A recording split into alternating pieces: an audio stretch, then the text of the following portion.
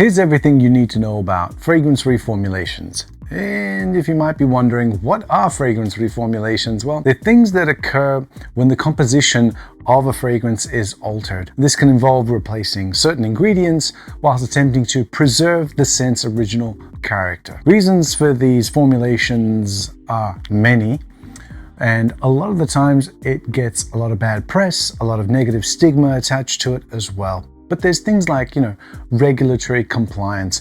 So fragrances have to adhere to some kind of updated safety standard or regulation. In Europe, they have a body called IFRA, and in Australia, we've got something called AICIS, AICIS, which I'll touch on a little bit later. Another reason is ingredient availability. Sometimes there are supply chain issues, or the ingredient that's being used in a fragrance becomes kind of hard to find and scarce. So things like Mysore sandalwood that comes from the Karnataka region of India was, I guess, used very heavily because of its fragrant qualities. I guess it was overused, and the government put a stop to that and also made it really hard to get and quite expensive, and therefore made it not feasible to have in fragrances.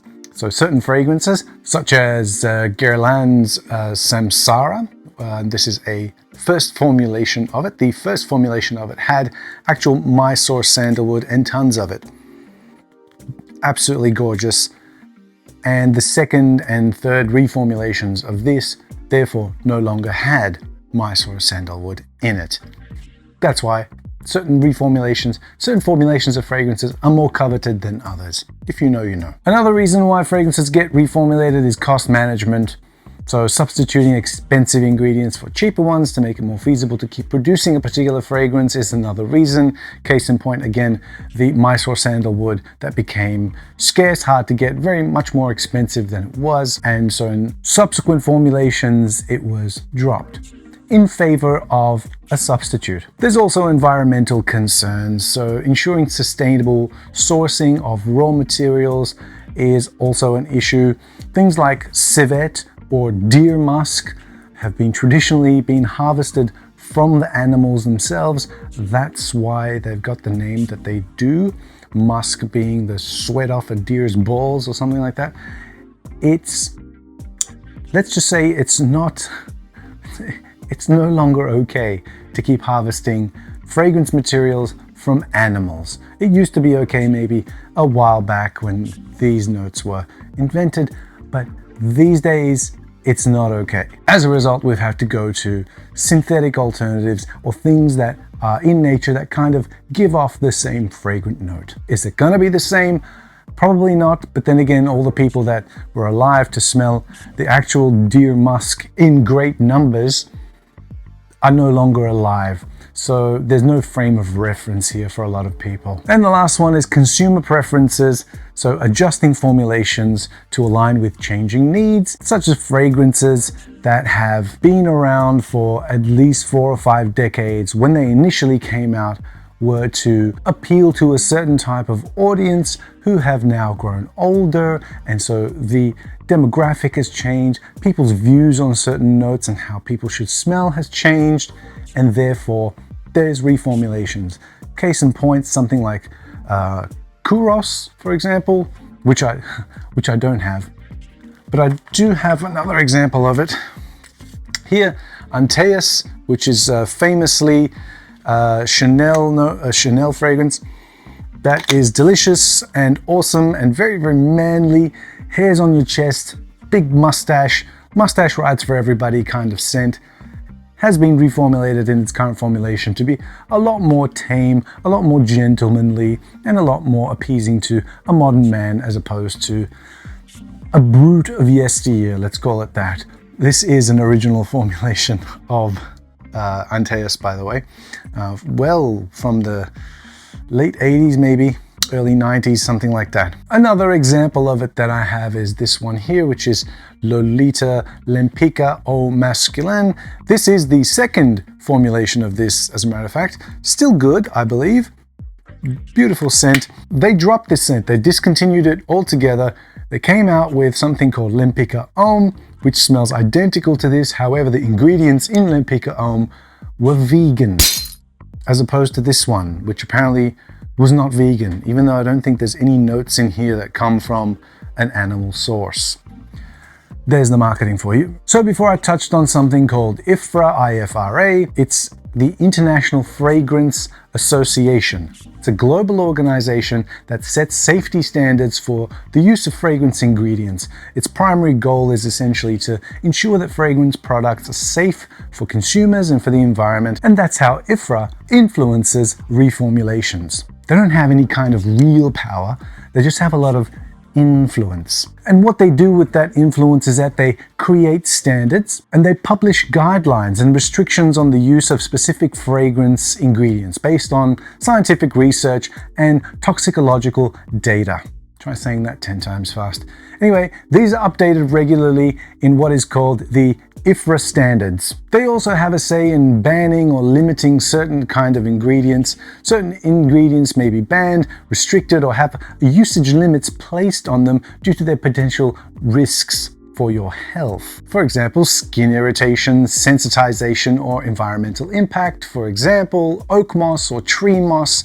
These fragrance notes are restricted due to their potential to cause skin allergies. Lyral is a synthetic lily of the valley note, which was banned recently under recent regulations. And to everybody who's saying, how bad can this actually be? Well, this right here is the original version of Opium from 1977. I have this. And this fragrance is a beast, by the way, and it was full when I bought it. Anyway, I still wear this. But it does contain something called clove oil, which is a known carcinogen, which means it causes cancer. Now, given this was released in 1977, before we knew any better, I guess, and when we didn't have a mountain of fragrance chemicals invading our every breath, fragrance chemicals kind of work as a team, like a pack of hyenas, not tigers. And they do this to irritate your skin. So by the time you bathe, wash your face, your hands, apply moisturizer, deodorant, etc., these all have fragrance chemicals in them. These all could potentially cause skin irritation. So applying a fragrance at the very end may just be the straw that breaks the camel's back for many people. And just because it doesn't do anything to you now doesn't mean that it'll stay that way. I didn't used to have hay fever, but 40 plus years living in Melbourne, which is known to be the world's hay fever capital, the last few years I've actually started to get symptoms of it. Sometimes these things just wear you down over time. Another thing that IFRA does is it enforces compliance. So fragrance manufacturers must reformulate products to meet IFRA standards. Non-compliance can result in fines or removal of the product from the market. So they also encourage sustainability. They promote sustainable sourcing and the use of eco-friendly alternatives to traditional ingredients. In Australia, you may need to register your business with the Australian Industrial Chemicals Introduction Scheme, also known as AICIS. Just rolls off the tongue. This is required if you import industrial chemicals or products containing industrial chemicals for commercial purposes, such as creating a fragrance, or importing fragrance materials for your fragrance business. Now, of course, there is an impact of IFRA on reformulations. They don't go without their criticism. It's not all roses and honey, okay? So they have preservation challenges. Maintaining the original scent profile after removing or substituting restricted ingredients can be challenging. Some fragrances may actually lose their complexity or their longevity. A lot of people know what I'm talking about, especially if you've actually been buying a particular fragrance over the course of decades, only to find it sort of being either the common thing that's said is watered down or a shadow of its former self. We know all of the tropes, but they all come from a place of experience and objective reality, because that's what's happening. It's being reformulated. And this has led to a bit of consumer backlash. Enthusiasts sometimes criticize reformulations, especially when beloved classics that they had changes noticeably. And of course, it creates a very vibrant and enthusiastic batch of fragrance hunters and collectors of vintage fragrances. Whereas fragrances used to be something that had an expiry date that you could throw away after you're done or just give it away to somebody, now it's a matter of what junk can I find in the garage and put it on eBay for $1,000 a bottle. Another impact of IFRA is innovation. IFRA's restrictions have actually encouraged creativity. You can take this perspective on it if you want to. I'm just putting it out there. So by pushing perfumers to find alternative ways to replicate banned ingredients using safe and compliant alternatives.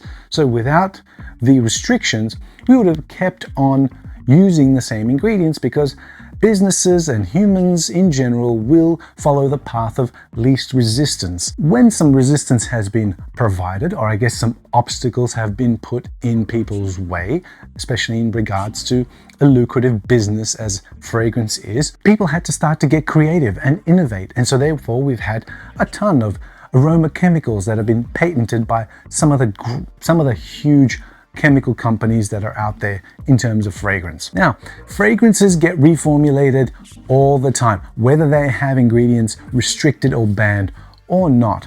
The fact that you don't notice is up to the skills of the chemist or the perfumer. For example, the French lavender that grows on the Chanel-controlled farms will have variation in the smell from season to season or year to year based on the climate in which they grew. And it is the job of the chemist who is reformulating the fragrance to minimize as much as possible these variations in order to maintain the essence of the scent they're reformulating. So it's not always nasty boogeymen coming to save costs or just take away your fun from your personal favorite scent. It's merely the nature of perfume to be reformulated, as long as the initial material being used is grown from nature and doesn't come from a lab-made fragrance molecule. There are some people like Manuel Cross, I'm just going to name him only, but there are others. Manuel Cross from Rogue Perfumery, or Rogue Perfumer, who is not IFRA compliant. As such, the fragrances that he's created, such as the brilliant Bon Monsieur, has real oak moss and tree moss in it, and these are some of the key ingredients that have been banned by IFRA and a key element in most men's fragrances of the past. And by being non-compliant, Mr. Cross is actually filling a niche.